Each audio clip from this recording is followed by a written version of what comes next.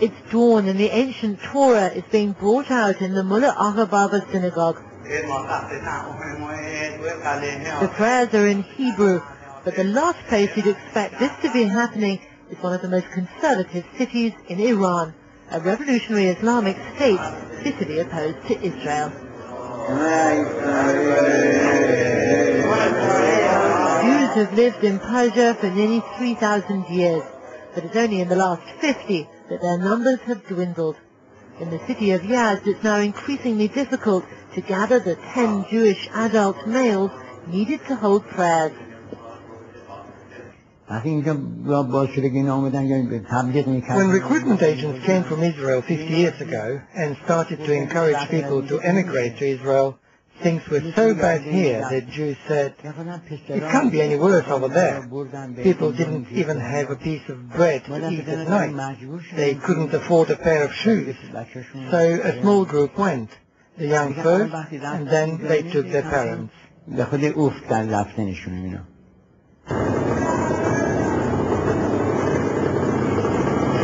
Not long ago, many Muslims believed Jews and Christians were ritually unclean. When Mr. Goharian was a child, he had to get out of the way of Muslims in the streets if it was raining, lest the water he touched contaminated them. Jews were also not allowed to use this underground water reservoir, essential for life in the desert.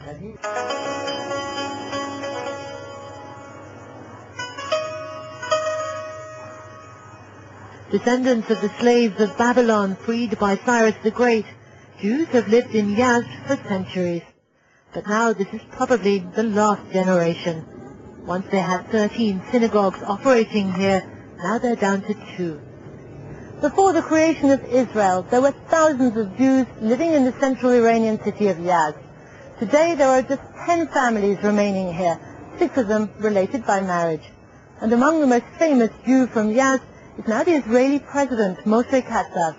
His name in Persian, Katsav, means a butcher. My father, my grandfather, my great-grandfather, and my great-great-grandfather were butchers. Everyone except me.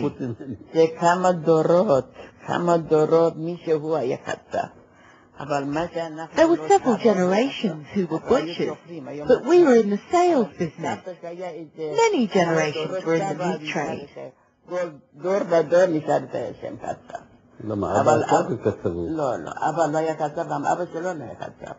No, your father wasn't a butcher. Your grandfather was a butcher. Your father knew how to do it, but he wasn't actually a butcher.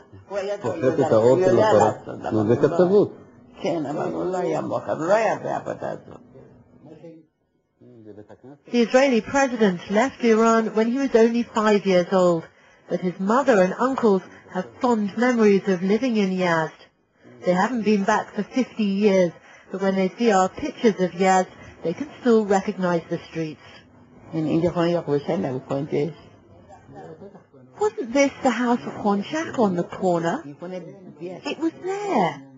I think my mother and father's house was here on the corner. It was here. This is the house of Agnes Khan. Is this our house? Is this our house?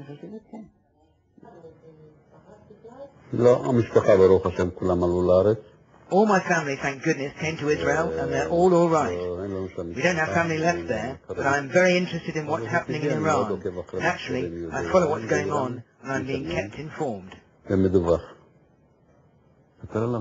Moshe Katsav may have to read Iran's most famous poet, Ferdowsi, in a Hebrew translation, but he still speaks Persian to his mother when they're alone, and his wife cooks Iranian food.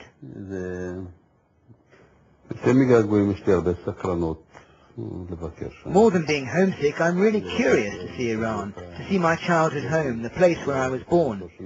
I hope it will be possible for me to visit Iran one day, officially. I went to Iran on the eve of the Islamic Revolution as a member of the Israeli Parliament, at the request of the then Prime Minister Menachem Begin, to convince Jews there to leave. I was enthralled by the landscape, which I couldn't remember from my childhood, and by Iranian culture and history, which is very rich. Once upon a time, 80% of the shops in this gold bazaar in Yazd were run by Jews. Now Muslims have taken over the shops and homes of those who've emigrated. I have neighbors in the bazaar who are Jewish. We've worked here together for more than 20 years, and we try to get on well. We end up spending more time with each other than with our families. But for Mr. Goharian, it is a family business. He's in the rag trade and doing well with the help of his son. Like the other 25,000 Jews remaining in Iran, he sees no reason to abandon his business and face an uncertain future in Israel. He proudly displays the signs of his religion, advertising the fact that he's Jewish.